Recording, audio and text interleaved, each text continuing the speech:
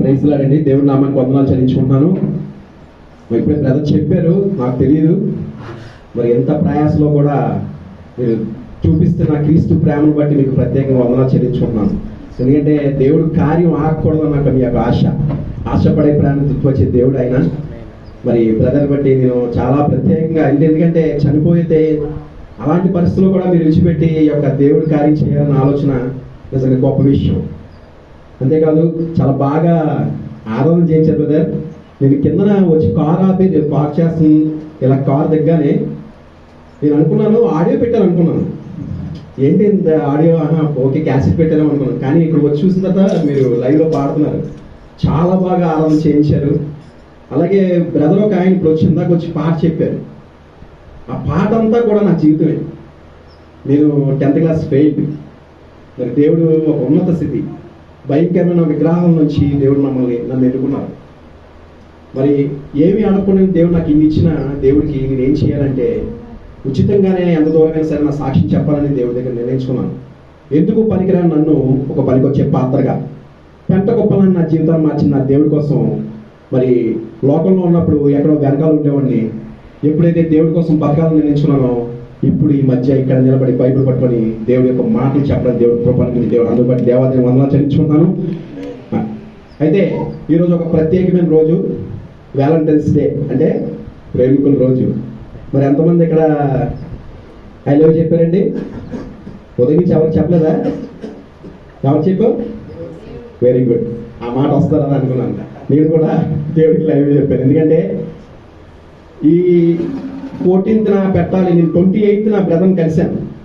నేను ఒక సాక్ష్యం చెప్పడానికి వెళ్ళినప్పుడు బ్రదర్ని రాబర్ట్ బ్రదర్ తీసుకొచ్చారు. నాకన్నా ముందు 2 మాటలు దేవుడి మాటలు బ్రదర్ పలికారు, చెప్పారు. నిజంగా ఈ వయసులో నిజంగా నేను చాలా వేస్ట్ చేశాను దేవుడి కోసం. ఇప్పుడు నాకు 40 సంవత్సరాలు వచ్చాయి, కానీ చాలా వేస్ట్ చేశాను, చాలా వయసు వేస్ట్ చేశాను. మిమ్మల్ని చూసి నుంచి ఆ రోజు చాలా ఇన్స్పైర్ అయ్యాను. చాలా బాగా మాటలు చెప్పారు, చాలా వాయిస్ మీరు చెప్తుంటే నాకు గూస్ బంప్స్ వచ్చాయి అనమాట. అందుని బట్టి నేను ప్రత్యేకంగా వందనాలు చెల్లించుకుంటున్నాను. అలాగే ఈ మీటింగ్ పెడదాం అనుకున్నప్పుడు 14th రావాలని చెప్పినప్పుడు నేను ప్రార్థన చేస్తుండగా నేను ప్రతిరోజు కూడా చాలా బలంగా దేవుణ్ణి అడుగుతున్నాను, ప్రభువా నేను మాట్లాడేటప్పుడు మరి లోకా సువార్త 15:7 తెలియజేసినట్టు 99 మంది నీతిమంతులు మారు మనసు పొందకపోయినా ఒక పాపి రక్షించబడడం పరలోకంలో ఎంతో సంతోషమైన ఆ వాక్యం తెలియజేస్తుంది. ఇక్కడ కొద్ది మందిగా ఉన్నారంటారు, కానీ నేనైతే కొద్ది మందిలోనే దేవుడు ఇరుకులో విశాలత కలిగిస్తాడు. ఎంతమంది ఉన్నారని కాదు, ఒక్క ఆత్మేనా హృదయాన్ని కదిలించిందా లేదా, ఆ ఆత్మ రక్షించబడ్డదా లేదా అన్నదే దేవుడికి కావాలి. అలాగే నా ఆశ కూడా. అయితే నేను ప్రార్థన చేస్తుండగా ప్రేమించడం గొప్ప, ప్రేమించబడ్డం గొప్ప అని దేవుడు 2 ప్రశ్నలు వేశారు. అయితే ఇక్కడున్న మనం అందరం కూడా ప్రేమించబడ్డాం. ఎవరి చేత అంటే ప్రభువైన యేసుక్రీస్తు ద్వారా. ఆ ప్రేమను బట్టే ఆయన శిలువలో మరణించారు, ఆ ప్రేమను బట్టే ఆయన ఈ లోకానికి వచ్చారు, ఆ ప్రేమను బట్టే ఆయన చనిపోయారు, ఆ ప్రేమను బట్టే తిరిగి లేచారు, ఆ ప్రేమను బట్టే మళ్ళీ తిరిగి వస్తారు. ఆ ప్రేమ, క్రీస్తు ప్రేమ ఎవరైతే కలిగి ఉన్నామో వారందరూ నిత్య జీవనం ఉంటారు. దేవుడి స్తోత్రం, హల్లెలూయా. అంటే ప్రతి ఒక్కరు కూడా హార్ట్ సింబల్ పెడతాం మనం ప్రేమకి. ఈసారి నుంచి సిలువు గుర్తు పెట్టుకోండి, ఎందుకంటే యేసయ్య ప్రేమ ఆ సిలువు నిండా నింపబడి ఉంది. దేవుడి స్తోత్రం. నా సాక్షిలోకి వెళ్తాను. యోహాను సువార్త పరిశుద్ధ గ్రంథం నుంచి యోహాను సువార్త 1వ అధ్యాయం 6-7 చదువుకున్నట్టయితే, దేవుని యొద్ద నుండి పంపబడిన ఒక మనుషుడు ఉండెను, అతని పేరు యోహాను. అతని మూలముగా అందరూ విశ్వసించినట్లు అతడు ఆ వెలుగు గురించి సాక్ష్యమిచ్చుటకు సాక్షిగా వచ్చెను. చాలా ఆనాడు యోహాన్ని దేవుడు ఎన్నుకున్నారు, ఈనాడు ఈ గ్రామంలో నన్ను దేవుడు ఎన్నుకున్నాడు. ఎందుకంటే దేవాదేవి వందనాలు చెల్లించుకున్నాను. మరి నా పేరు సంబాని శివశంకర వరప్రసాద్ అండి. మారు మనసు పొందిన తర్వాత నా పేరు సంబాని తిమోతిగా నామకరణం జరిగింది. మా తాతయ్య గారికి 8 మంది సంతానం, 5 అన్నదమ్ములు, 3 అక్క చెల్లెళ్ళు. మాది స్వగ్రామం విజయవాడ. అయితే మా నాన్నగారు 2వ వారు. మా నాన్నగారికి 4 కుమారులు. అందులో ముందు మా అన్నయ్య పుట్టి చనిపోయారు, తర్వాత నేను, నా తర్వాత ఇంకా 2 తమ్ముళ్ళు ఉన్నారు. నా జాతక రీత్యా 20 సంవత్సరాలకి చనిపోతానని నా జాతకంలో రాసి ఉండడం వల్ల నా తల్లిదండ్రులు ఇద్దరు కూడా నా కొరకు అనేకమైన పూజలు చేసేవారు. మరి ఎలాంటి పూజలు చేసేవారంటే, నా తల్లి పట్టు వస్త్రాలతో ఉట్టి నేల మీద అన్నం కలుపు తింటూ 41 రోజు దీపం ఆరకుండా 24 గంటలు కూడా దీపం కొండకుండా చూసుకుంటూ ప్రతిరోజు కూడా 3 పంతుళ్ళు మా ఇంటికి వచ్చి నా కొరకు పూజలు చేసి అభిషేకాలు చేసి మళ్ళీ పూజలు అయిపోయిన తర్వాత మళ్ళీ శివాలయంకి వెళ్ళి అనేకమైన పూజలు నా కొరకు పూజలు చేసేవారు నా తల్లిదండ్రులు ఇద్దరు కూడా. అంతేకాదు విజయవాడలోని వంటంలోని సుబ్రహ్మణ్య స్వామి గుడి ఆ కొండ మీద 41 వారాలు పొట్లో పాలు పోసి దున్నపోతు దాన ఇవ్వమంటే దున్నపోతు దాన ఇచ్చి, దున్నపోతు వెండి దాన ఇవ్వమంటే వెండి దాన ఇచ్చి, అంతేకాదు లాస్ట్ రోజున బంగారు నాగాస్త్రం చేసి ఆ పొట్టలో వేయమంటే ఆ పొట్టలో వేశారు. అనేకమైన భయంకరమైన పూజలు నా కొరకు చేసేవారు. తిరుపతి తీసుకెళ్లారు, శ్రీశైలం తీసుకెళ్లారు, గుండ్లు గీయించారు. అనేకమైన చిన్నప్పుడు నాకు ఒక పేరు పెట్టారు, ఏంటంటే అమావాస్య అని. ఎందుకంటే కరెక్ట్గా అమావాస్య ముందు రోజు ఇంట్లో పెద్ద పెద్ద గొడవలు పెట్టేసేవాడిని, విపరీతంగా తిరిగేవాడిని, విపరీతంగా గొడవలు పెట్టేవాడిని, ఎవరు పడితే వాళ్ళు కొట్టిసేవాడిని, పచ్చి బూతులు తిట్టేవాడిని. మరి ఇలా ప్రవర్తిస్తుంటే నా కొరకు ఇంకా ఎక్కువ పూజ, వీడికి ఏదో దుష్టశక్తి పట్టిస్తుందని చెప్పేసి నా కొరకు ఇంకా పూజలు చేసేవారు. అయితే మా నాన్నగారికి 1995లో హార్ట్ అటాక్ వచ్చింది. హార్ట్ అటాక్ వస్తే ఆ డాక్టర్స్ చెప్తున్నారు మా తాతయ్య గారితో, మరి హార్ట్ అటాక్ వచ్చింది, మాది గోల్డ్ సంచుల వ్యాపారం అక్కడ. అయితే ఇవి వ్యాపారంలో ఉంటే ఈ టెస్ట్ వల్ల మరొకసారి హార్ట్ అటాక్ వచ్చి చనిపోవడానికి అవకాశం ఉంటుంది, కాబట్టి ఈ వ్యాపారం ఉండకూడదని చెప్పేసి డాక్టర్స్ చెప్పినప్పుడు వ్యాపారం చేద్దామన్న ఆలోచనలో ఉన్నప్పుడు మా బంధువు వేరే ఒక వ్యక్తి వచ్చి ఇలాగా వైజాగ్లోని లారీ ట్రాన్స్పోర్ట్ పెడితే బాగుంటుంది, మరి అక్కడ ఒక వ్యక్తి ఉన్నాడు, కాకపోతే ఆయన ఫైనాన్షియల్గా ప్రాబ్లం ఉంది, తినడానికి కూడా లేని పరిస్థితులు ఉన్నాడు, మరి ఆయన మన ఆదుకున్నట్టు ఉంటుంది, ప్రకాష్ కూడా దారి చూపించినట్టు ఉంటుంది అని చెప్పి 1995లో మేము వైజాగ్లోని సాయిరామ్ లారీ ట్రాన్స్పోర్ట్ అని ఇక్కడ లారీ ట్రాన్స్పోర్ట్ మన కోరంపాలెం సెంటర్లో పెట్టడం జరిగింది. అయితే అక్కడి నుంచి మేము ఇక్కడికి వచ్చాం. వచ్చిన తర్వాత నేను 2000లో నేను 10th క్లాస్ రాశాను. నేను 10th క్లాస్ ఫెయిల్ అయిపోయాను. 10th క్లాస్ ఫెయిల్ అయిపోయిన తర్వాత మా అమ్మగారు ఒక రోజు కోమాలోకి వెళ్ళిపోయారు. కోమాలోకి వెళ్ళిపోయిన తర్వాత డాక్టర్స్ దగ్గర మా డాడీ డాక్టర్ దగ్గర తీసుకెళ్లారు, టెస్ట్ అన్ని చేయించారు. చేయించిన తర్వాత డాక్టర్స్ చెప్తున్నారు, మరి నీ భార్యకి టెస్టులు చేయాలని చెప్పి టెస్టులు చేశారు. టెస్టులు చేసిన తర్వాత మరి టెస్ట్లో రిపోర్ట్లో ఏమొచ్చిందంటే బ్రెయిన్లో బ్లడ్ క్లాత్ అవడం వల్ల మరి ఒంట్లో ఆపరేషన్ చేయాలి, ఆపరేషన్ చేస్తే ఒంట్లో ఏదో కవిని చచ్చిపడిపోద్ది, లేకపోతే చనిపోవచ్చు అని చెప్పేసి డాక్టర్స్ చెప్పినప్పుడు మా డాడీ చాలా వేదన చెందారు. ఇంకా ఎక్కువ పూజలు చేశారు, ఇంకా ఎక్కువగా ఎవరు ఎన్ని చెప్తే అన్ని పూజలకి వెళ్ళడమే కాకుండా డాక్టర్స్ దగ్గరికి అక్కడికి ఇక్కడికి అనేక మార్లు తిరిగారు, కానీ ఎక్కడ కూడా మా అమ్మగారు తగల. అప్పటికీ కూడా మా అమ్మగారికి 15,000 నుంచి 20,000 రూపాయల మందులు డబ్బులు అయ్యేవి. అయితే ఒక ఫంక్షన్కి విజయవాడ వచ్చినప్పుడు మరి మా మూడో పిల్ల అప్పటికి కూడా దేవుడు నమ్ముకున్నారు. ఆమె చెప్తుంది, బాబా మరి అనేక గుళ్ళకి వెళ్ళారు, మరి అనేక హాస్పిటల్ తిరిగారు, టాబ్లెట్స్ వాడుతున్నారు, ఎన్ని చేస్తారు, అక్కడికి తగ్గట్లే కదా, ఒక్కసారి దేవుడు నమ్ముకో, దేవుడు కార్యం చేస్తాడు, ఒక్కసారి దేవుడు చర్చికి వెళ్ళి బావా అని చెప్పి అన్నప్పుడు నా తండ్రి ఒక మాట అన్నాడు, ఏంటంటే దేవుడు కాదు, ఈ దేవుడి కోసం నా దగ్గర చెప్పొద్దు, దరిద్రుడు దేవుడినా, ఈ దేవుడి కోసం నా దగ్గర చెప్పొద్దు అని చెప్పేసి అనేక మార్లు మా పిన్ని ఎన్నిసార్లు చెప్పినా, ఎన్ని ఫంక్షన్ చెప్పినా సరే మా పిన్ని ఒప్పుకోలేదు. అయితే ఇంతకాలం వ్యాపారం చేస్తున్న ఆయన మరి ఆయనకు ఒక దురాలోచన వచ్చింది, ఏంటంటే నేను సంపాదిస్తున్నాను, వీళ్ళేమో విచ్చలవిడిగా తిరుగుతున్నాడు, కాబట్టి ఈ వ్యాపారం నేను వేరేగా ఆఫీస్ పెట్టుకుంటానని చెప్పేసి మా పార్ట్నర్ ఏం చేశారంటే ఆఫీస్ విడిచిపెట్టి వేరే ఒక ఆఫీస్ పెట్టి, మా ఆఫీస్ మాకు విడిచిపెట్టి ఆయన వేరే ఒక ఆఫీస్ పెట్టుకున్నారు. పెట్టుకున్న తర్వాత తండ్రి కన్నా ఎక్కువ చూసుకున్నాను నేను. ఏంటి నేను చేశాను, మా డాడీ ఇంకా ఎక్కువ వేదన చెందారు. వేదన చెంది మరి మా అమ్మగారికి ఒకరు చెప్పారు స్నేహితులు, షిరిడి 2 సార్లు తీసుకెళ్ళి బావా, తక్కువ అని చెప్పంటే షిరిడి 2 సార్లు తీసుకెళ్లారు. అలాగా మళ్ళీ తిరుపతి తీసుకెళ్లారు, శ్రీశైలం తీసుకెళ్లారు, మా అమ్మ గుండెలు గించారు, నా గుండెలు గించారు, ఎన్ని చేసినా సరే మా అమ్మగారు తగ్గలేదు. తగ్గకపోతే మరొక ఫంక్షన్కి విజయవాడ వచ్చినప్పుడు మా పిన్ని చెప్తుంది, బాబా దేవుణ్ణి నమ్ముకోమని చెప్పట్లేదు, చర్చికి రమ్మని చెప్పట్లేదు, కానీ ఒక్కసారి మనసులో అనుకోబావా, దేవుడు కార్యం చేస్తాడు. ఒక్కసారి నువ్వు దేవుడు అనుకుంటే చాలు, నిన్ను చర్చికి రమ్మట్లేదు అని చెప్పి అన్నప్పుడు మా డాడీ ఆ రోజు రాత్రి ఒక్కసారి అలా నిలబడి ప్రార్థన చేస్తున్నారు. యేసయ్యా, నువ్వే నిజమైన దేవుడు అని మరి మా మనసులో అనేక మార్లు చెప్పింది, కానీ నేను వినలేదు.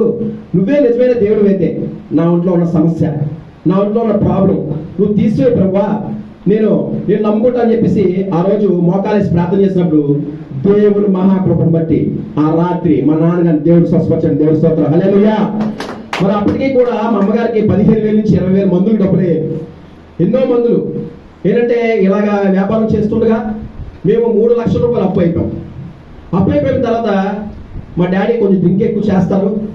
డ్రింక్ చేయడం వల్ల ఏంటంటే సాతాను అనేక రకాలుగా శోధించడం మొదలుపెట్టింది. ఎలాగంటే మరి మా నాన్నగారు ఒక కాలంలో పడిపోతే యాక్సిడెంట్ అయింది. 2-3 సార్లు యాక్సిడెంట్ అయింది. యాక్సిడెంట్ అయిన తర్వాత మా డాడీకి ఈ పెదాలు పళ్ళు రెండు కూడా ఇలా విడిపోయి బ్లడ్, ఇలా ఒళ్ళంతా బ్లడ్. నేనే అక్కడ ఆ బ్లడ్ అంతా తుడిచి నేను తీసుకెళ్ళాను. ఇలాగ అనేక రకాలుగా మా డాడీకి సాతాను అనేక రకాలుగా ఇచ్చేసింది. తర్వాత 6 నెలలకి మా నాన్నగారు బైబిల్ చదవడం మొదలుపెట్టారు. బైబిల్ చదవడం మొదలుపెట్టిన తర్వాత మరి ఇందులో సత్యాన్ని గ్రహించిన తర్వాత మరి బాప్తిసం తీసుకున్నారు. బాప్తిసం తీసుకున్న 6 నెలలకి మా నాన్నగారు చనిపోయారండి. మా నాన్నగారు చనిపోయిన తర్వాత చాలా మంది అన్నారు, ఇదిగో ఈ దేవుడు నమ్ముకున్నారు కాబట్టే నీ భర్త చనిపోయాడు, ఈ దేవుడు కాదు, మీరు వెనక్కి వచ్చి నేను చెప్పినప్పుడు నా తల్లి మాట చెప్పిందండి. ఏంటంటే నా భర్త ఒక నిజమైన మార్గాన్ని చూపించాడు, అది యేసు మార్గం, మేము ఆ మార్గంలో ఉంటాం కానీ మేము వెనక్కి తిరిగి చూసేది లేదు అని గట్టిగా మా అమ్మగారు చెప్పారు. దేవుడు స్తోత్రం, హల్లెలూయా. అక్కడ అందరూ కూడా మా బంధువులు, మా స్నేహితులు, మరి మా చుట్టాలు అందరూ కూడా ఏంట్రా సేవ ఏం చేద్దాం అనుకుంటాం అని చెప్పి అడిగారు. మరి ఆ రోజు చాలా మంది ఏమన్నారంటే వైజాగ్ వదిలేసి విజయవాడ వచ్చాయని చెప్పారు. అప్పుడు నాకు 2 తలంతులు వచ్చాయి. ఒకటి, వ్యాపారం విడిచిపెట్టి 3 లక్షల అప్పులు వదిలేసి విజయవాడ వెళ్ళిపోవాలి, లేదా ఇక్కడే ఉండి వ్యాపారం నేర్చుకొని అప్పులన్నీ తీర్చి నేను ఇక్కడ నా కుటుంబాన్ని పోషించాలి. అయితే ఆ రోజు దేవుడు నాకు మాట ఏంటంటే, నువ్వు ఇక్కడే ఉండు, నేను ఆశీర్దిస్తాను, నేను బలపరుస్తాను, నేను నడిపిస్తానని చెప్పినప్పుడు ఆ స్వరం విన్నాను కాబట్టి, ఆ మాట విన్నాను కాబట్టి దేవుడు మహాకృపను బట్టి నాకు ఉన్నత స్థితి దేవుడు అనిపించాడు. దేవుడు స్తోత్రం. చాలా మంది ఈ మాటలు చెప్పినప్పుడు ఏమన్నారంటే, నువ్వెప్పుడు వ్యాపారం నేర్చుకుంటావు, నువ్వెప్పుడు నీ కుటుంబాన్ని పోషిస్తావు, నువ్వెప్పుడు ఈ 3 లక్షల రూపాయలు అప్పు తీరుస్తావు అంటే, నన్ను కన్న నా తండ్రి నా చేయి విడిచిపెట్టిన, నన్ను సృష్టించిన నా దేవుడు నా చేయి విడిచిపెట్టలేదు. దేవుడు స్తోత్రం. మరి 10th క్లాస్ ఫెయిల్ అయిపోయాను, నాకేమీ తెలియదు. మరి ఇంట్లో గొడవ పెట్టేవాడిని, వీధుల్లో గొడవ పెట్టేవాడిని, ఇలా చేసేవాడిని. మరి అక్కడ ఆ రోజు మరి వ్యాపారం నేర్చుకోవాలి. నాకు ఎవరిచ్చారు జ్ఞానం? నా తల్లి ప్రార్థన చేసేదండి, మోకాలేసి, యేసయ్యా నా కుమారుడు జ్ఞానం ప్రభువా. మరి తండ్రి లేనప్పుడు, మరి తండ్రి చనిపోయాడు, అనేక మంది మాట్లాడుతున్నారు, ఎలా ప్రభు అని చెప్పినప్పుడు తక్కువ సమయంలోనే దేవుడు నాకు గొప్ప జ్ఞానం ఇచ్చి ఆ వ్యాపారం నేర్చుకునే కృప నాకు అనుగ్రహించాడు. దేవుడు స్తోత్రం. 6 నెలల వరకు కూడా ఎవరు ఏమనలేదండి, అప్పులో ఎవరు ఏమనలేదు. 6 నెలలు కూరుకున్నారు. మరి నేను ఎలాంటి జీవితం గడిపానంటే, రూపాయికి 3 అరటిపళ్ళు కొనుక్కొని తిన్న రోజులు నేను గడిపాను. ఒక గ్లాస్ మంచిది తాగి నా కడుపు నింపుకున్న రోజులు నేను గడిపాను. చాలా మంది ఫ్రెండ్స్ అందరూ కూడా వాళ్ళ తల్లిదండ్రులతో చక్కగా కాలేజీలకు వెళ్తూ వాళ్ళకి ఏం నచ్చి ఏం కావాలంటే అవి కొనుక్కుంటూ ఇవన్నీ తిరుగుతుంటే నేను చాలా బాధపడేవాడిని. ఏంటంటే నేను ఏదైనా కావాలంటే నేను ఎవరిని అడగాలి, నేను ఏదైనా కొనుక్కోవాలంటే ఎవరిని అడగాలంటే, నేనే కొనుక్కోవాలి, నేనే కష్టపడాలి, నేనే సంపాదించుకోవాలి, నేనే కొనుక్కోవాలి, నేనే తినాలి, ఏంటి నాకు ఈ పరిస్థితి అని నేను ఎన్ని రోజులు బాధపడ్డానంటే నాకు తెలుసండి.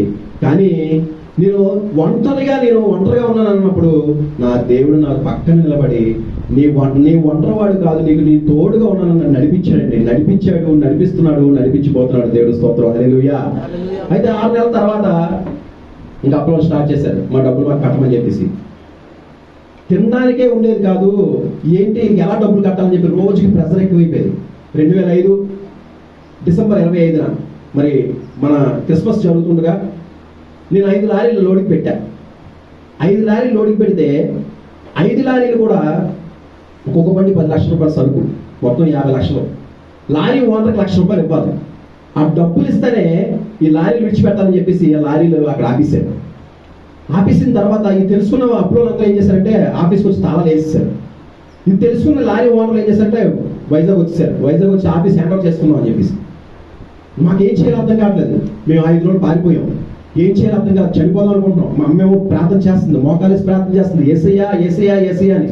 అప్పుడు నేను అన్నాను, చీ ఇంకా దేవుడు అంటావేంట నువ్వు, చీ దేవుడు కాదు, ఇలాంటి దేవుడిని మనం నమ్ముకున్నాం, ఎందుకు ఇంకా ఈ దేవుడిని చీ వదిలే అని చెప్పంటే నా తల మాట ఉందండి.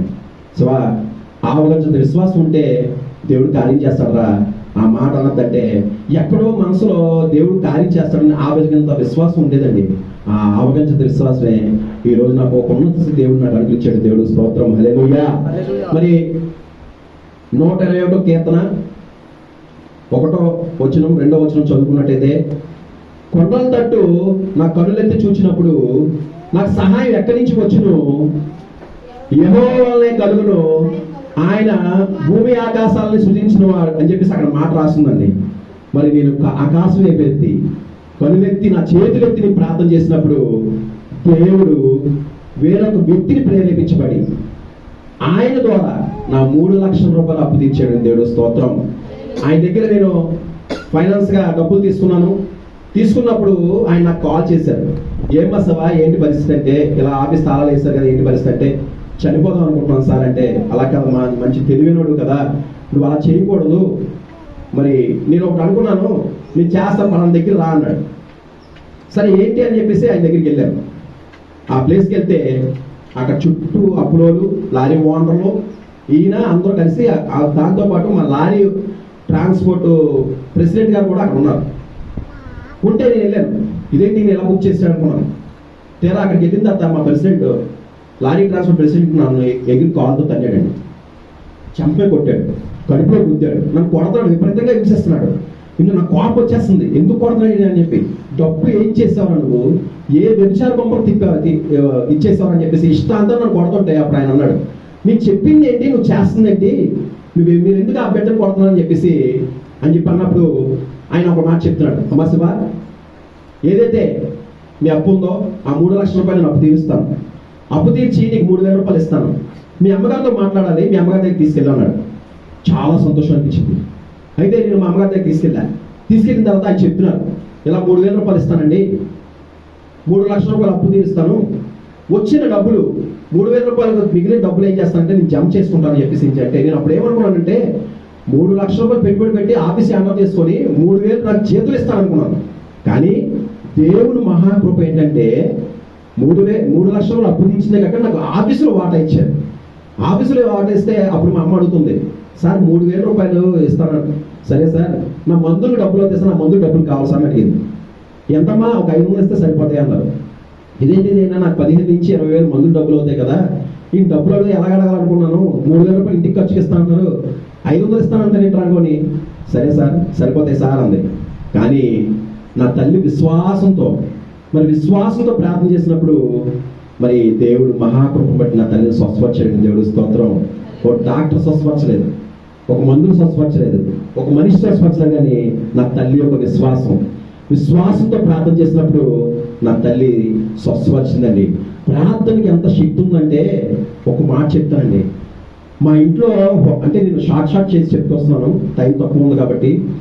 నా కొరకు హోమాలు చేసేవారు, ఇంట్లో హోమాలు చేసేవారు, పూజలు చేసేవారు, భయంకరమైన విగ్రహాలు. కనకదుర్గమ్మ గుడికి మేము డైరెక్ట్గా టికెట్ లేకుండా వెళ్ళిపోయేవారు. పంతుల దగ్గర నిలబడి మాకు పూజలు చేసేవారు, అంటే మాకున్న పలుకుబడిని బట్టి. అయితే పూజలు చేస్తున్నప్పుడు మా డాడీ వాళ్ళ మేనత్త అలా ఆయన చనిపోయారు. అప్పటికి వాళ్ళు ఖమ్మంలో ఉంటారు, వాళ్ళు దేవుడు నమ్ముకున్నారు. దేవుడు నమ్ముకొని ఏం చేసింది అంటే మా ఇంటికి వచ్చినప్పుడు అలా కూడా ఇంట్లో ప్రార్థన చేసేది. ఎవ్వరికి కనబడకుండా ఒక మూలకి వెళ్ళిపోయి ముసుగేసుకొని ప్రార్థన చేస్తుండేది. ఆ ఒక్క ప్రార్థన మా 8 కుటుంబాల్లో 7 కుటుంబాలు రక్షించబడ్డాయి. దేవుడు స్తోత్రం.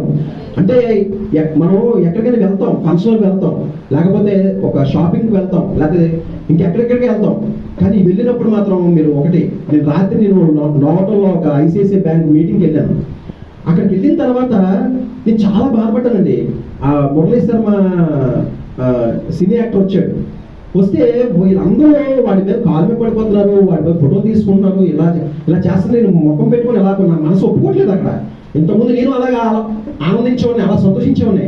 కానీ దేవుడి వాక్యం నా హృదయంలోకి ఎప్పుడైతే వెళ్ళిందో, ఆ వాక్యం వెళ్ళిన కాడి నుంచి కూడా అలాంటి వ్యక్తుల్ని నేను దేవుణ్ణే కనపరచాలి కానీ మనం ఇంకెవ్వరిని కనపరచకూడదు. అందుకే ఆ చూస్తున్నా నేను, మీరు పాటలు పాడుతున్నారు, అరే ఏ ప్రభావం అంటే ఒక ఆవిడ వేసిందండి, దేవుడు నమ్ముకున్నాడు, దేవుడు పాట పాడింది. నేను ఎంత ఆ ఆడిటోరియంలో, అయ్యో నా ఆశను చూడండి, నా మనసులో ఉన్న మాటను దేవుడు ఎంత అంగీకరించాడు. అయ్యో ఇక్కడ అన్యుల మధ్యన నేనెందుకు ఇక్కడికి వచ్చాను, అనవసరంగా వచ్చాను అనుకుంటే ఆ పాట పాడబట్టి నాకు ఎంత హృదయంలో మనసు అనిపించిందంటే, అంత హృదయం. అక్కడ నేను ఒకటే ప్రార్థన చేశాను, ప్రభువా వీళ్ళందరికీ రక్షణ దయచే ప్రభువా, ఈ లోకంలో ఉన్న సంతోషం కంట దేవుళ్ళో నీలో ఉన్న సంతోషం ఏంటో నాకు అర్థమవుతుంది ప్రభా, వీళ్ళకి ఎప్పుడు అర్థం చేస్తావు, వాళ్ళందరినీ మార్చు ప్రభు అని చెప్పి నేను అక్కడ ప్రార్థన చేశాను. అలాగే మీరు అందరూ కూడా మనం ఈ పరిస్థితిలో నిజంగా వాస్తవానికి ఈరోజు ఈ షర్ట్ ఉందండి, కరెంట్ బిల్ కడతాం, మరి బయటికి వెళ్తే బయట వెలిగిస్తుంది కదా, మరి వెలిగి మన బిల్లు ఏం కడతాం, మనం ఎవరైనా కడుతున్నామా? మరి దాని బిల్లు ఎవరు కడుతున్నారు? దేవుడు ఇచ్చాడు. మనం గాలి పీలుస్తున్నాం, ఆటకి ఫ్యాన్ లేకపోతే మనం ఉండలేం. ఇంకో చోట చూడండి ఎలా కారిపోతాయో. మరి బయటికి వెళ్తే గాలి వేస్తాయి, అది ఎవరు ఇచ్చారు? దేవుడు ఇచ్చాడు. ఇలాగ ఇవన్నీ ఆలోచిస్తే సృష్టిని దేవుడు ఇంత బాగా కలిగి చేశాడు కదా, మనం ఎవరిని ఆరాధిస్తున్నాం, మనం ఎవరిని స్తుతిస్తున్నాం, ఎవరిని కనపరుస్తున్నాం అని చెప్పేసి నాకు నిజంగా ఈ దేవుడిలో నిలబడిన కానించి నాకు అర్థమవుతుందండి.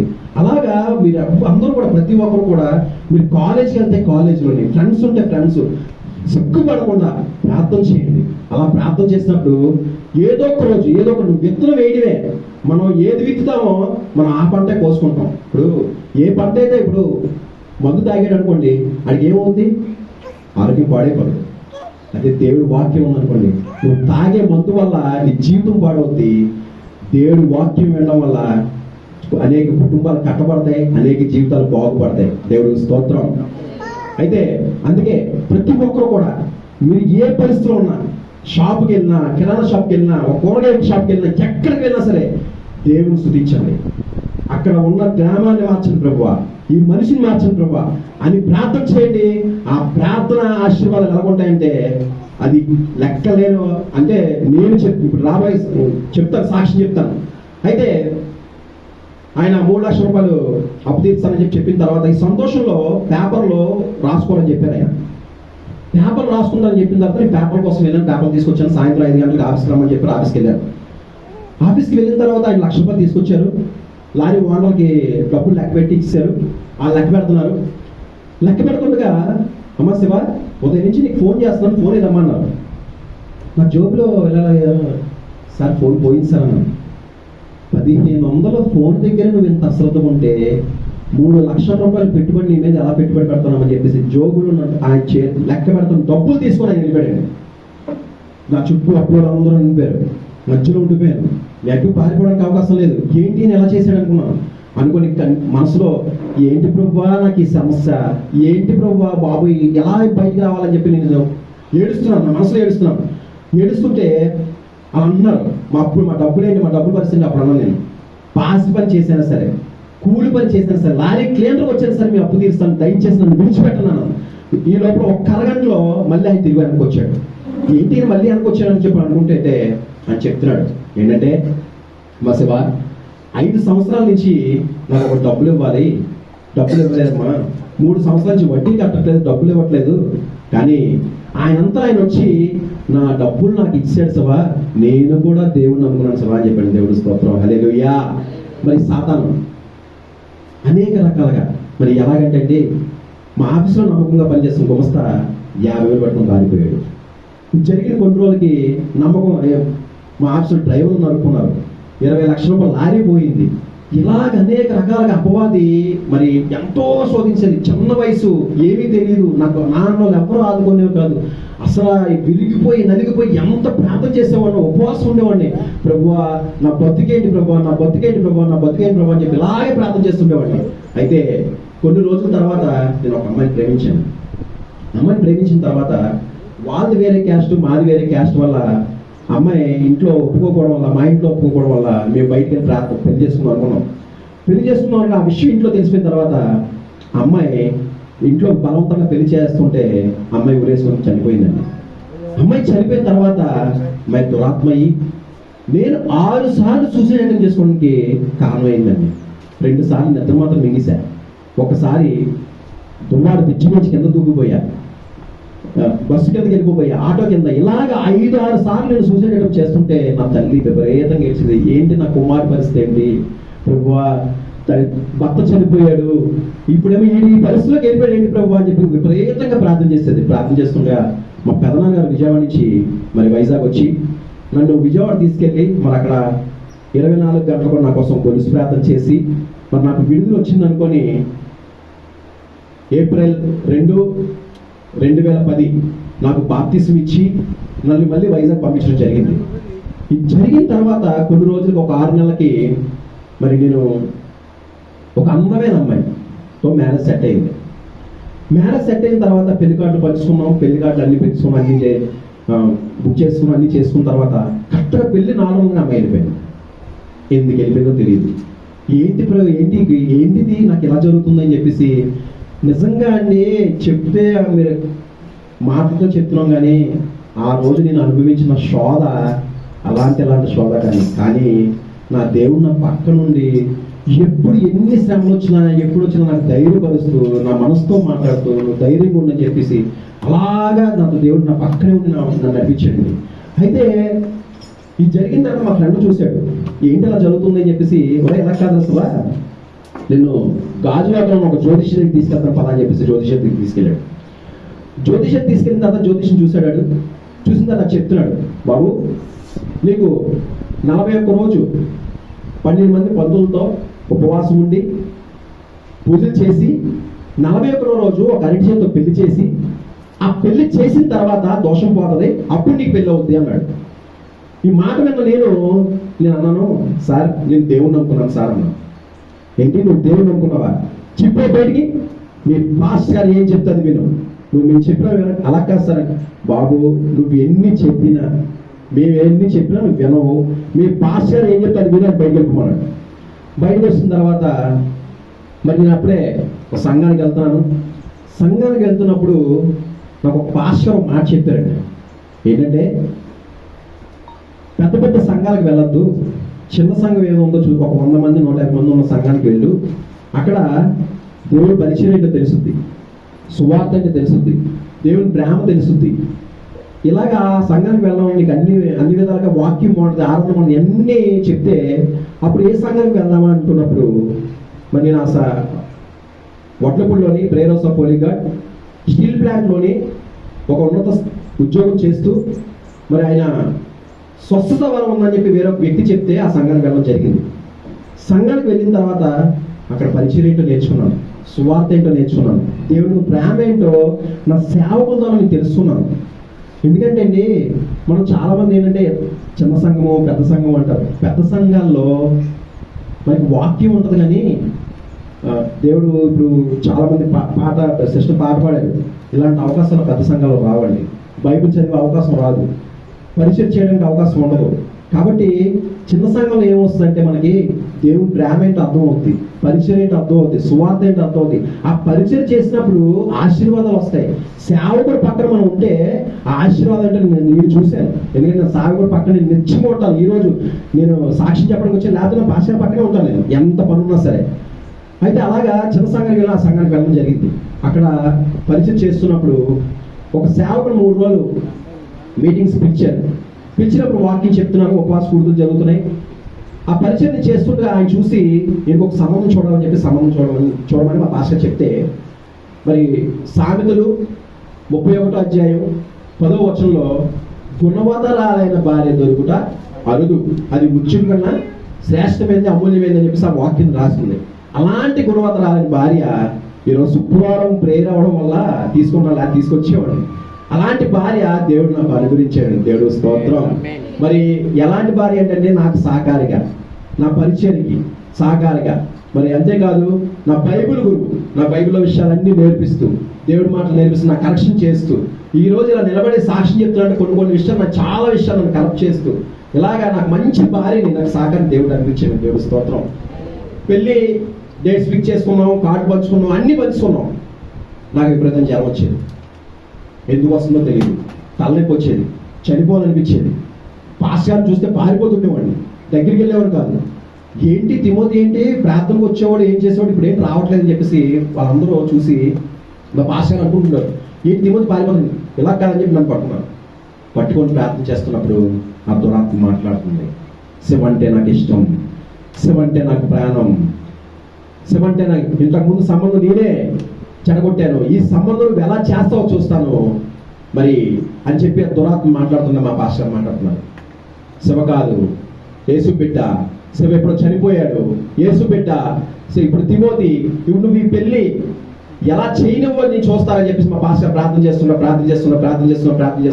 4 రోజులు నాకు చర్చిలోనే పడుకోబెట్టి మరి 4 రోజులు నాకు తెల్లవారుగా నా కోసం ప్రార్థన చేసినప్పుడు ఆ దురాత్మ మాట్లాడుతుంది, నేను ఉండలేను, నేను కాలిపోతున్నాను, నేను వెళ్ళిపోతాను, నన్ను వదిలేయండి అని చెప్పి గట్టి ప్రార్థన. వెళ్ళిపోవడం సూచన ఏంటంటే పక్కన ఉన్న పెద్దాన్ని పళ్ళు మరి పగబొట్టి ఆ దురాత్మ బయటికి వెళ్ళిపోయిందండి. నేను ప్రేమించిన అమ్మాయి నన్ను చంపడానికి చూసింది, నన్ను ప్రేమించిన నా దేవుడు నన్ను సజీవంగా నిలబెట్టాడు దేవుడు స్తోత్రం. మరి మ్యారేజ్ అయితే చాలా అంగరంగ వైభవంగా జరిగిన తర్వాత నా తల్లి 2 విషయాలు రాసుకుందండి. మాకు ఉపవాస కూడుకులు రేపు మార్చి 11 నుంచి స్టార్ట్ అవుతున్నాయి. 11 అయితే ఉపవాస కూడుకులో 2 విషయాలు రాసుకుంది. 1, ప్రభువా మా ఆఫీస్ బోర్డు మాకు వచ్చేయాలి. 2, 50 గజాల స్థలం ఇవ్వు, మరి అందులో 3 అంతస్తులు బిల్డింగ్ కట్టుకొని 4 అంతస్తులు నీకు ఇస్తాను అని చెప్పేసి ఆ 2 విషయాలు రాసుకున్నప్పుడు నేను పై విషయం చూసి నేను అనుకున్నాను, 3 లక్షల రూపాయలు పెట్టుబడి పెట్టి ఆయన మనల్ని వెళ్ళిపోమంటాడు కానీ ఆయన ఎందుకు మన బోర్డు మనకి ఇస్తాడు అని అనుకున్నాను. మనుషులకి సాధ్యం కాదు కానీ దేవుడికి అసాధ్యమైనది ఏదీ లేదండి.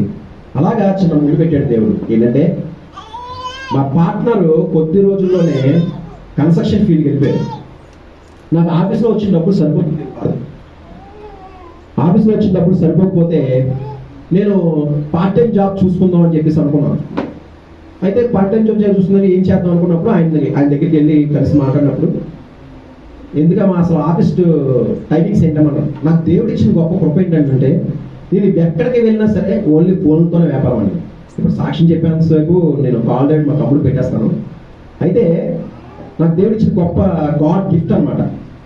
పరిచయకి కానీ సువార్త కానీ దేనికి నాకు ఆటంకం ఉండదు. అయితే నేను చెప్పాను, ఇది సార్ నా పరిస్థితి ఇలాగా ఉదయం 10 వరకు ఉండి తర్వాత కన్స్ట్రక్షన్ ఫీల్డ్కి వచ్చే నీకు 10,000 ఇస్తాను చెప్పంటే నేను కన్స్ట్రక్షన్ ఫీల్డ్కి వెళ్ళాను. ఉదయం 10 వరకు ఆఫీస్లో ఉన్నాను, తర్వాత నుంచి అక్కడ ఉండేవాడు. ఉండిన తర్వాత మరి ఇలా జరుగుతుంటే నాకు వచ్చిన డబ్బులు కూడా ఆయన వాడేస్తుండేవాడు. మా పార్ట్నర్ వాళ్ళ బామ్మకి, సార్ ఇలా డబ్బులు వాడేస్తున్నారు సార్ అంటే ఏం చేస్తున్నారో ప్యాకెట్ వేస్తున్నారని చెప్పి. అలా కదమ్మా అలా అక్కకి చెప్పాలంటే రడ్డాన్ని పట్టుకోవాలంటే అప్పుడు మా ఆఫీస్లో ఉన్న గుమస్తా నాకు ఫోన్ చేసి నేను చెప్పాను, అది ప్యాక్ ఆడుతున్నాను నాకు చెప్పాడు. అలా 2-3 సార్లు పట్టుకున్న తర్వాత అక్కడో ఒక దురాలోచన వచ్చింది. ఏంటంటే మరి ఇంట్లో ఉన్న తీసి పక్కన ప్రేమిస్తున్నాడు, ఇంట్లో బయట ప్రేమిస్తున్నాడు ఈయన, ఇదేంటి అని చెప్పేసి నా మీద చాడీలు పెట్టడం మొదలుపెట్టిన తర్వాత ఇవన్నీ చెప్తుంది ఎవరో కుర్రోడు ఆయన మాన్పించారు. ఆయన మాన్పించి అని చెప్పేసి ఆమె ఏం చేసిందంటే ఆయన మాన్పించేయమంటే కుర్రోడు మాన్పించేయమని చెప్పారు. నేనన్నాను ఏదైనా కారణం చూపించి మాన్పించాను సార్, ఒకే మాట అన్నానండి. అంటే ఇంటికి రమ్మని చెప్పి ఇంట్లో పెట్టి నన్ను కొట్టి నా పేక మీద కాలేజ్ తొక్కి రూమ్లోకి తీసుకెళ్ళిపోయి విపరీతంగా కొట్టి నన్ను చంపబోతుంటే నేను ఫోన్ ఆన్ చేసి వదిలేశాను. మా తమ్ముడు ఫోన్ ఎత్తగానే వెగ్గు చంపేస్తున్నారని చెప్పి అనగానే వాడు వచ్చిన తర్వాత వాడు ముగ్గురు కలిసి నన్ను చంపబోయారు. వాడు కొడుతుండగా నేనేం చేశాను, కొట్టగల శక్తి ఉండి కూడా నేను కొట్టకుండా వెళ్ళిపోయాను. ఎందుకంటే తను తాను తగ్గించుకున్నాడు, హెచ్చించబడదని దేవుడు వాక్యం తెలియజేస్తుంది. ఆ రోజు తగ్గించుకున్నాను, ఏ రోజు హెచ్చించబడ్డాను, దేవుడు స్తోత్రం. అయితే వాడు కొడుతుండగా నేను పోలీస్ స్టేషన్ గారికి కేసు పెట్టాను. కేసు పెడితే వీళ్ళు డబ్బు ఉన్నోళ్ళు పలుకోవడం ఉన్నోళ్ళు కాబట్టి ఏం చేశారంటే 25,000 ఖర్చు పెట్టి ఫస్ట్ నేను కేసు పెట్టాను. కేసు పెట్టిన నేను ఎవరి మీద కేసు పెట్టిన వాళ్ళు తీసుకొచ్చి లోపల వేయాలి, కానీ నన్ను లోపలేసారండి. ఎందుకంటే ఇంకా 25,000 ఖర్చు పెట్టి లోపలేసారు. లోపలేస్తే నేను అక్కడ మోకాలేసి ప్రార్థన చేశాను. యేసయ్యా నీటితో ప్రార్థన చేశానండి. యేసయ్యా ఏంటి ప్రభువా, తండ్రిగా నువ్వు నిన్ను నడిపిస్తున్నావు కదా, ఏంటి నాకు ఈ సమస్య, నాకు ఇంకెంతకాలం నాకు ఈ సమస్యలు నిత్యము ఇంకా నేను ఇలా శ్రమలు పడాల్సిందేనా, కొట్టారు, చేశారు, నేను కేసు పెడితే నన్ను లోపలేశారు ప్రభా అని ప్రార్థన చేసినప్పుడు, మరి ఆయన దేవుడు నమ్ముకున్నాను, నేను దేవుడు నమ్ముకున్నాను ప్రభా, మా ఇద్దరు నీతి చూడు ప్రభా అని ప్రార్థన చేసినప్పుడు దేవుడు చేసిన కార్యం ఏంటంటే, మరి వేరొక వ్యక్తి ద్వారా మీరు బయటకు వచ్చిన తర్వాత పెద్దలందరిలో కూర్చోబెట్టి ఏదైతే నా తల్లి ఒక ఫస్ట్ మాట రాసుకుందో, మన ఆ యొక్క ఆఫీస్ ఏదైతే బోర్డు మాకు కావాలో మాకు రాసుకున్నాం, ఆ బోర్డు మాకు దేవుడు అనుగ్రహించాడు. దేవుడు స్తోత్రం. మరి 2013 నవంబర్ 8 ₹1 కూడా లేదండి. వచ్చిన గెస్ట్లకి డ్రింక్ ఇవ్వడానికి కూడా మా దగ్గర డబ్బులు లేవు. 30,000 కావాలి, ఆఫీస్ పెట్టాలి, పదవులు కొనాలి, ఇవన్నీ చేయాలి, ఏంటి అని చెప్పేసి అనుకుంటుంటే, నాకు నా పెద్ద కొడుకు పుట్టి 3వ నెల మా మిస్సెస్ వాళ్ళ ఊర్లో ఉంది. ఉన్నప్పుడు నాకు కాల్ చేసింది. ఈ ఎన్ని విషయాలు ఏం తెలియదు. ఏమండి మొన్న ఎప్పుడో 30,000 అడిగారు కదా, మరి కావాలా అండి అనింది. ఎస్ఐయా, ఎంత గొప్ప దేవుడు అయ్యా, పిండము రూపింపబడకముందే మనం ఏమేమి ఉన్నామో ఆయనకి ఎరుగును కనుక, నా అవసరం ఏంటో నా తలంతులోకి రాకమునిపే మరి నా అవసరాన్ని ఆయన వెంటనే అక్కడ ప్రేరేపించబడి వేరొక వ్యక్తి ద్వారా డబ్బులు ఇదిగో అని చెప్పి 30,000 రూపాయలు, నాకు ఏదైతే కావాలో ఆ 30,000 రూపాయలు దేవుడు నాకు అకౌంట్లో డబ్బులు ఇచ్చాను. దేవుడి స్తోత్రం. ఆ 30,000 తీసుకొని 30,000 అప్పుదే వ్యాపారం స్టార్ట్ చేసామండి. 30,000 అప్పుదే వ్యాపారం చేస్తాం. ఎంతలాగంటే దేవుడు మహాకృప దినదినము ఎంతలా దేవుడు ఆశీర్వదించాడంటే, మరి ఒక ఉన్నత స్థితి మరి నాకు దేవుడు అనుగ్రహించాడండి. ఏదైతే నా ఇద్దరు అన్నదమ్ములు పెళ్లి చేశాను, అంతేకాదు ఏదైతే నా తల్లి 2వ విషయం రాసుకుందో, 50 గజాల స్థలం ఇవ్వమంటే దేవుడు నాకు 300 గజాల స్థలం ఇచ్చాడండి. అందులో 150 గజాల్లో మరి నేను దువ్వాడ రైల్వే స్టేషన్ పక్కనే వాకబుల్ డిస్టెన్స్, మరి ఒక మంచి గృహాన్ని నేను అక్కడ కట్టుకోవడమే కాకుండా మిగిలిన 150 గజాల్లో గార్డెన్ కట్టించుకొని అందులో మరి ప్రతి బుధవారం కూడా స్వస్థశాలని పెట్టి అక్కడ వచ్చిన వాళ్ళందరికీ కూడా భోజనాలు అయ్యి ఏర్పాటు చేస్తున్నాం. దేవుడు మహాకృపను బట్టి నిజంగా అండి తినడానికి కూడా లేని పరిస్థితి వచ్చి, మరి నేను ఒక ఉండడానికి కూడా ఇల్లు లేని పరిస్థితిలో వచ్చి మరి ఒక గృహాన్ని ఇచ్చాడు దేవుడు. అంతేకాదు నేను తిరగడానికి కారు ఇచ్చాడు, పిల్లల్ని సంవత్సరం ఇన్ని ఇచ్చిన తర్వాత ఏంటి మనం ఏం చేయాలి, దేవుడి కోసం ఏం చేయాలనుకున్నప్పుడు నా సేవకుడి దగ్గర ఒక కమిట్మెంట్ తీసుకున్నాను. ఏంటంటే నా సేవకుడు ఎక్కడికి వెళ్ళినా సరే నేను ఆయన నా ఉచితంగా నా కారులో తీసుకొని రావడానికి కమిట్మెంట్ ఇచ్చుకున్నాను. ఆఫీసులో ఎంత పని ఉన్నా సరే ఆ పని పక్కన పెట్టి నా సేవకుని తీసుకెళ్ళాలని కమిట్మెంట్ తీసుకున్నాను. తీసుకున్న తర్వాత మరి ఇన్ని చేసిన నా దేవుడి కోసం నేను ఏం చేయాలని చెప్పి ఆలోచించినప్పుడు, మరి 2020 సంవత్సరంలో కొత్త వలస సింగరాయి గ్రామంలో మా పాస్టర్ గారిని వాకింగ్ చెప్పడానికి పిలిచారు. పిలిచినప్పుడు మా పాస్టర్ గారితో ఆ పాస్టర్ గారు చెప్తున్నారు ఏంటంటే, మంచి సాక్ష్యం ఉంది, సాక్ష్యం కూడా తీసుకెళ్తానని చెప్పి నన్ను ఆ రోజు సాక్ష్యాన్ని తీసుకెళ్లారు. 2020లో మొట్టమొదటిసారిగా జనవరి 2వ తారీఖున నేను సాక్ష్యం చెప్పడం జరిగింది. అక్కడ సాక్ష్యం చెప్పిన తర్వాత చెప్పేసి వచ్చిన తర్వాత దేవుడు నాకు మాట్లాడిన మాట ఏంటంటే, నా కోసం నువ్వు నిలబడాలి, నా కోసం నువ్వు నడవాలి, నా సాక్షిగా నువ్వు నిలబడాలని చెప్పినప్పుడు ఆ రోజు నాకు వద్దు బాబు, లోకమే బాగుంది, నాకెందుకు ఏం వద్దు, ఈ పరిచయంలోకి వస్తే మరి సినిమాలకు వెళ్ళడం కావద్దు, తిరగడానికి కావద్దు, ఏమి చేయడం కావద్దు, నాకు వద్దు అని చెప్పి అనుకున్నాను. తర్వాత 2022లో మరొక సంఘం ఆయన ఇలాగే పాస్టర్ వాక్యాన్ని పిలిచారు, నన్ను సాక్ష్యాన్ని పిలిస్తే 2022లో మళ్ళీ వెళ్ళి చెప్పినప్పుడు ప్రార్థన చేస్తుంటే దేవుడు మళ్ళీ మాట్లాడాడు, నువ్వు రావాలి, నువ్వు నిలబడాలంటే నాకొద్దు, నాకెందుకు మైక్ పట్టుకోవడం నాకు రాదు, నాకు మైక్ పట్టుకున్న చేతులు ఒడిగిపోతాయి, నేనేం మాట్లాడతాను అనుకుంటే నాకు వద్దన్నాను. కానీ 2024 సంవత్సరం మాత్రం ఒక ప్రత్యేకమైన సంవత్సరం. ఎందుకంటే దేవుడు మహాకృపను బట్టి మరి ఫిబ్రవరి 4వ తారీఖు 5వ తారీఖు 2024 మా అత్తగారి ఊళ్ళో సువార్త మహాసభలు అని చెప్పేసి 2 రోజుల మీటింగ్స్ మేమే పెట్టాం. పెట్టిన దాంట్లో పార్ట్ 1 పార్ట్ 2గా మరి నేను సాక్షి చెప్పడం జరిగింది. సాక్షి చెప్పిన తర్వాత నేను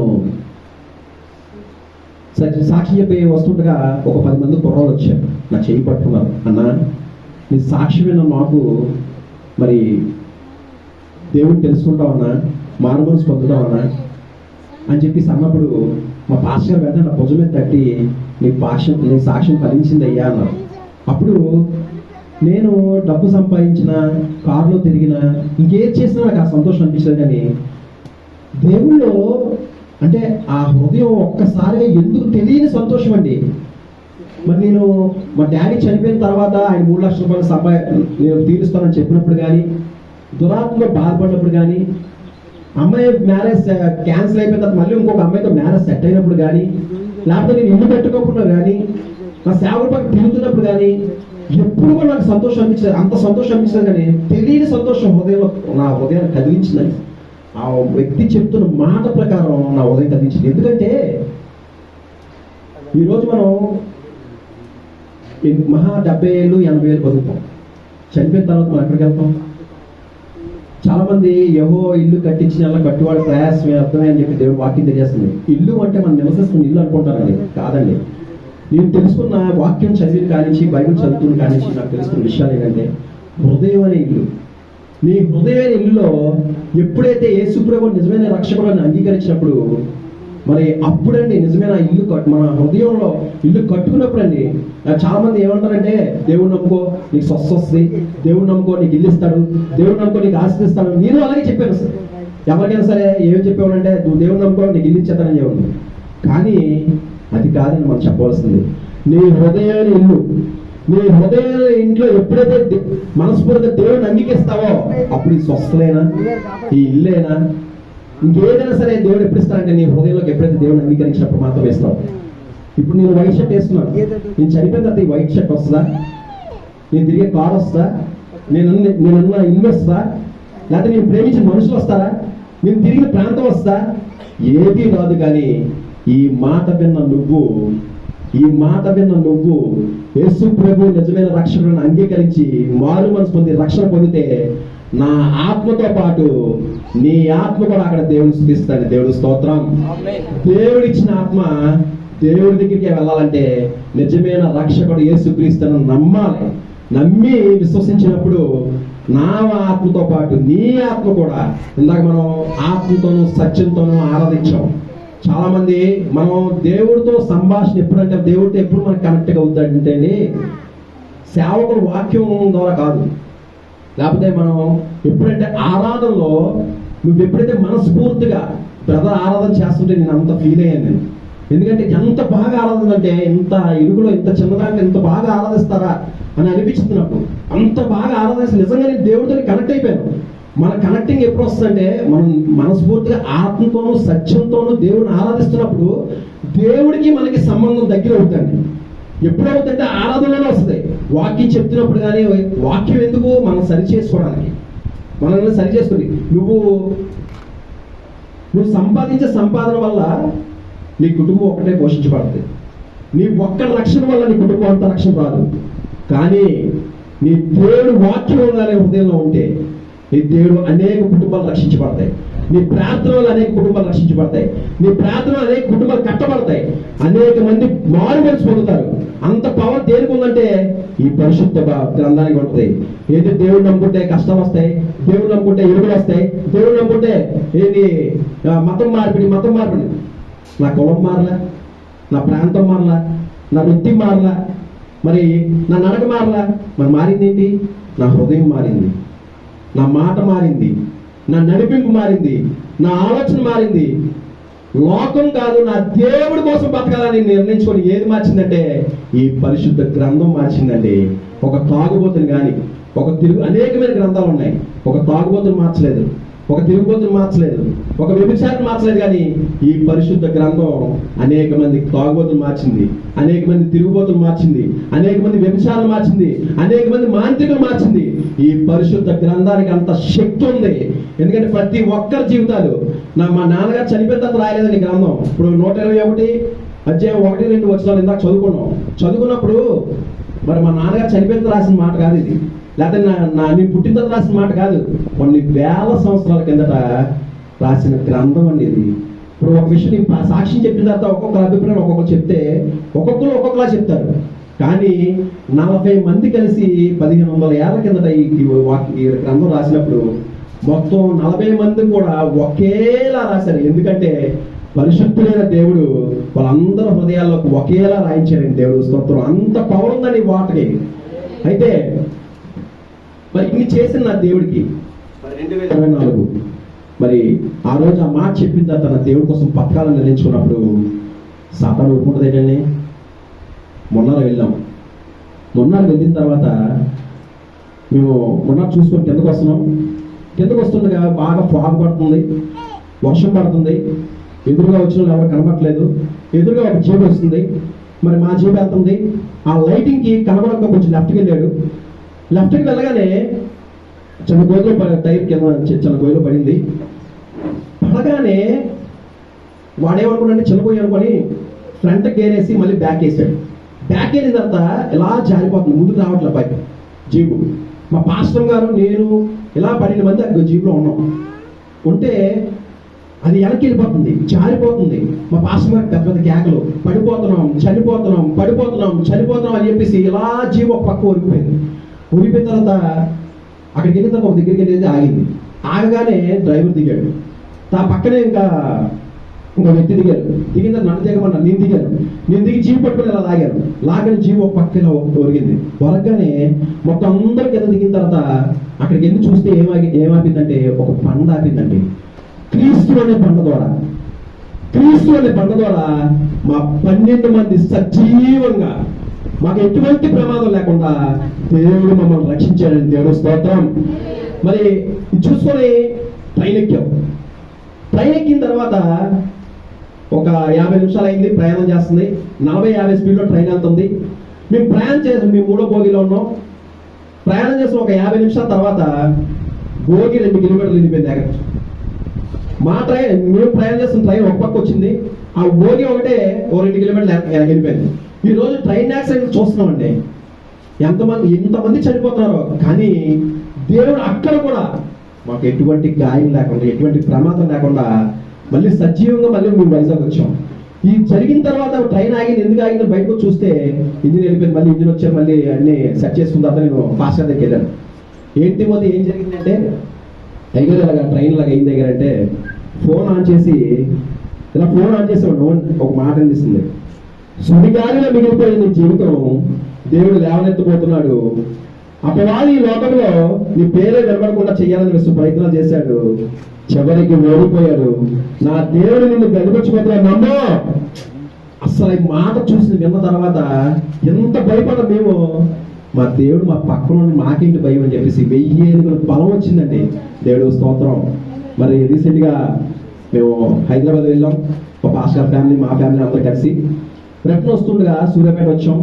సూర్యాపేట దాటుతుండగా లెఫ్ట్ సైడ్ నుంచి ఒక బస్సు కూడా వచ్చాడు. నేను బ్రేక్ కొట్టాను. నా వెనకాల ఒక కారు ఉంది. ఆ కారు వెనకాల ఒక బైక్ కూడా ఉన్నాడు. బైక్ కూడా ఉన్న తర్వాత కారు నన్ను కొత్తపోయి వాడు లెఫ్ట్కి వెళ్ళిపోయాడు. వెళ్ళిపోయిన తర్వాత వెనకాల బైక్ కూడా ఉన్నాడు. ఆ బైక్ కూడా వచ్చి నా కారును కొత్తగానే 10 feet హైట్ ఎగిరి 8 బంతిలు కొట్టి 20 అడుగులు అంత దూరం వెళ్ళిపోయాడండి.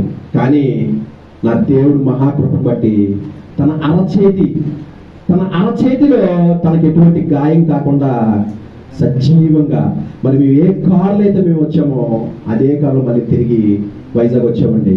మరి అందుని బట్టి దేవాదేవి వందనాలు చెల్లించుకుంటున్నాను. మరి కారు రిపేర్ అయితే చేయించుకోగలం, అది జీవితాలు పాడైపోతే రిపేర్ చేసుకోగలమా? అసలు ఆలోచన చేయండి. మరి వెలుగైన దేవుడు మన జీవితాల్లో, చీకట్లో ఉన్న నా జీవితాన్ని వెలిగించిన దేవుడు మన ఈ జీవితాన్ని కూడా వెలిగించాలని ఎంతో ఆశపడుతున్నాడండి. మరి ఒక్కసారి అంగీకరిస్తావా?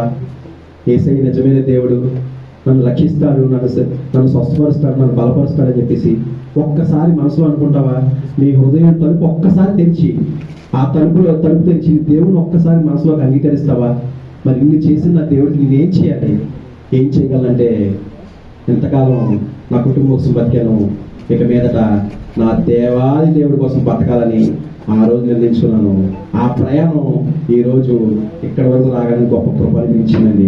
నాకు ఉచితంగా నేనేం ఆడుకున్నాను, దేవుడు ఇన్ని ఇచ్చిన నా దేవుడికి మరి నేనేం చేయగలనంటే ఉచితంగానే మరి ఎంత దూరమైనా సరే అనేక ప్రాంతాలు వెళ్ళి అనేక సంఘాలను సాక్ష్యం చెప్పాలని నా యొక్క ఆశని మీ అందరినీ ప్రార్థనలో జ్ఞాపకం చేసుకోండి.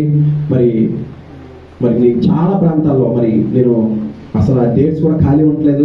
నేను ఇంకా బలంగా వాడబడాలని మీరు ప్రార్థన చేయండి. ఇంకా బలంగా వాడబడడానికి మీకు దేవుడు కృపనిచ్చారని ప్రార్థన చేయండి. అంతేకాదు ఈరోజు ప్రేమికుల రోజు సందర్భంగా మరి దేవుడి యొక్క ప్రేమని మరి మనం తెలుసుకుందాం. ఎందుకంటే ప్రేమించడం గొప్ప, ప్రేమించి పడడం గొప్ప అంటే ప్రేమించి పడడమే గొప్ప. ఎందుకంటే ఆయన ప్రేమలో మనం ప్రేమించబడ్డాం కాబట్టి ఈరోజు నువ్వు దేవుడు కాదన్నా, నువ్వు ఎన్నన్నా సరే ఆయన భరిస్తున్నాడు. అదే నేను ప్రేమించాను అనుకోండి, ఎదుటి వ్యక్తి ప్రేమించబడ్డాడు అనుకోండి, ఆ మనిషి నన్ను ఏమన్నా సరే నేను తట్టుకుంటాను, నేను తగ్గించుకుంటాను. అదే నేను ఆ మనిషిని అన్నాను అనుకోండి, ఆ మనిషి ప్రేమించబడ్డాడు, ప్రేమించలేదు. నేను ప్రేమించాను కాబట్టి ఆయన ఏమంటాడంటే గొడవ పట్టుకొని బయటకు వెళ్ళిపోతాడు.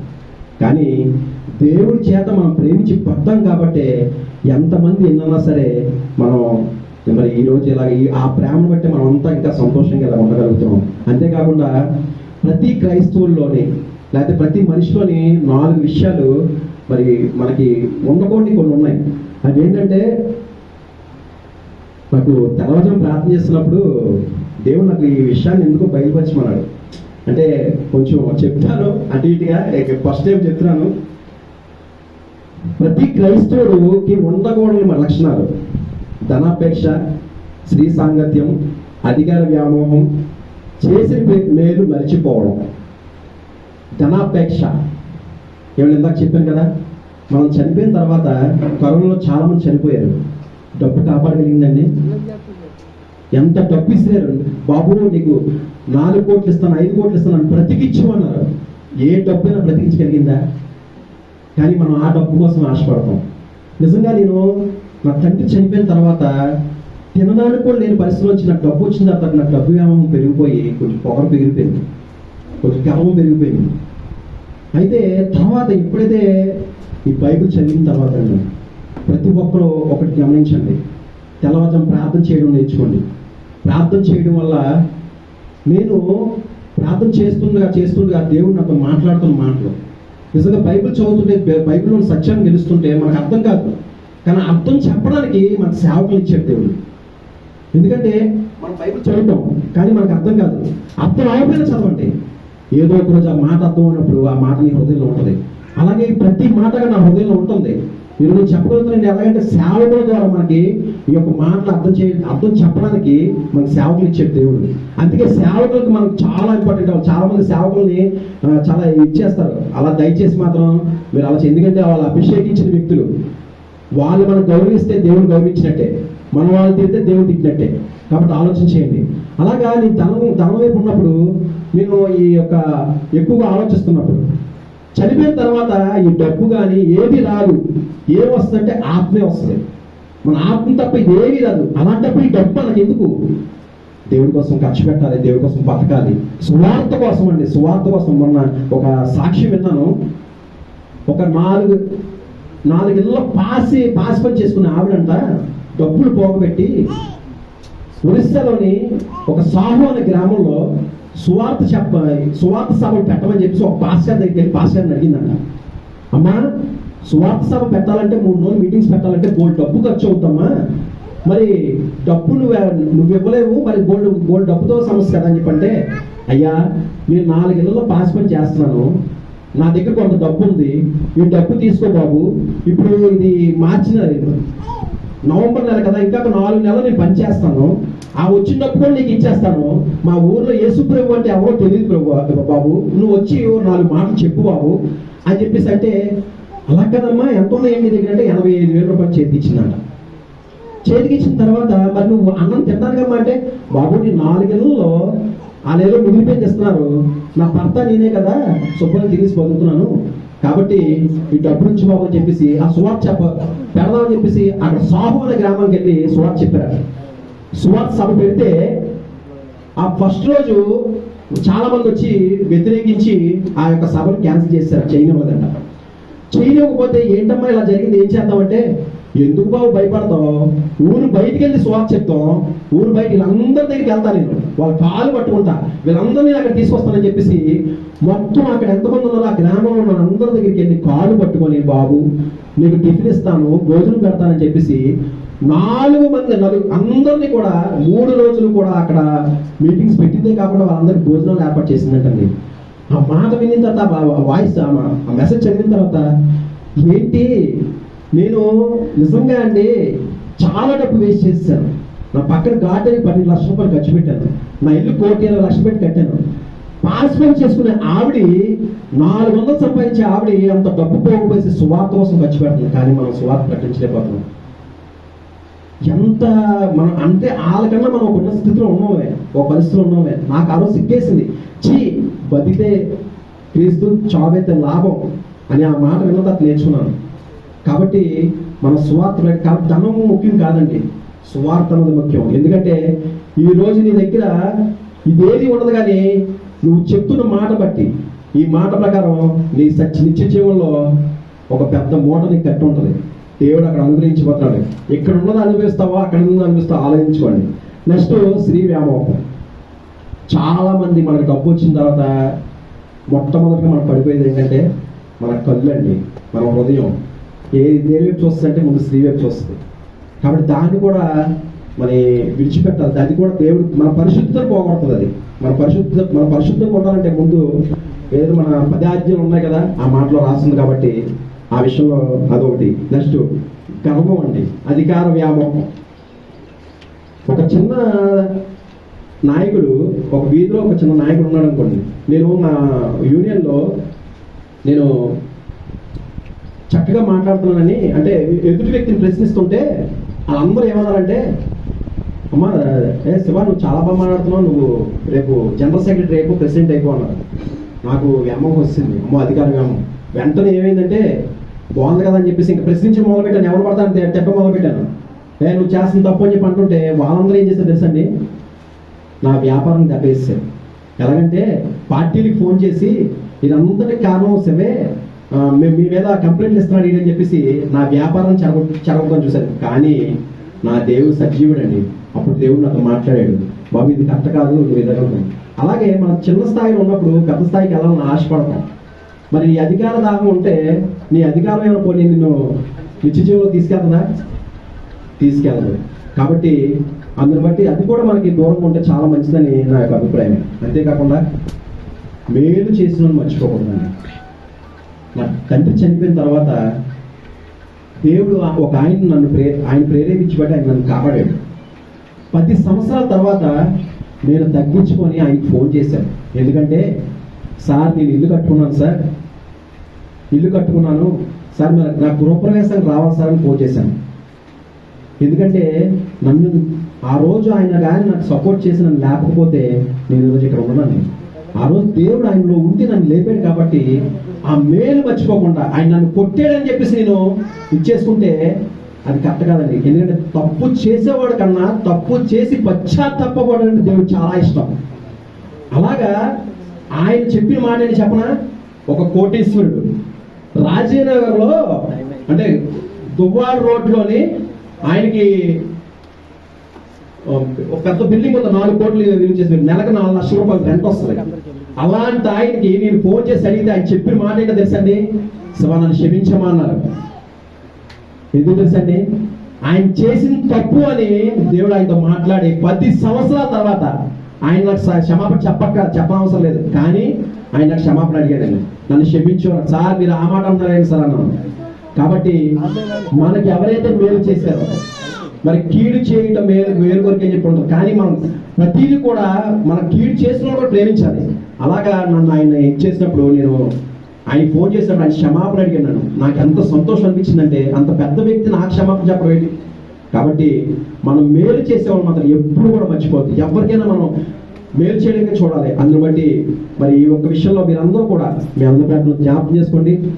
మరి నన్ను జ్ఞాపకం చేసుకుని అనేక ప్రాంతాల్లో అనేక సంఘాల్లో ఇంకా బలంగా నన్ను వాడబడడానికి దేవుడు కృపను ఇచ్చారని మరి అవకాశం ఇచ్చిన మరొకసారి మరి సురేష్ బ్రదర్ బట్టి మరి సంఘ బిడ్డలందరికీ కూడా యవ్వనస్తులు దయచేసి బైబిల్ చదవడం మర్చిపోవద్దు. అలాగే మీరు ప్రార్థన చేయడం మర్చిపోవద్దు. ఈ 2 చాలా బలమైనవి. నా జీవితాన్ని మార్చింది ఈ రెండు ప్రార్థన మన తల్లి ప్రార్థనే. ఎందుకు పనికిరా నన్ను ఒక పనికి వచ్చే పాత్రగా 10th క్లాస్ ఫెయిల్ అండి. 10th క్లాస్ ఫెయిల్ అయితే కాబట్టి ఎక్కడ ఉద్యోగం వెళ్తే నాకు ఎంత ఇస్తారు? 10,000 ఇస్తారు, లేకపోతే 15,000 ఇస్తారు, అంతే కదా.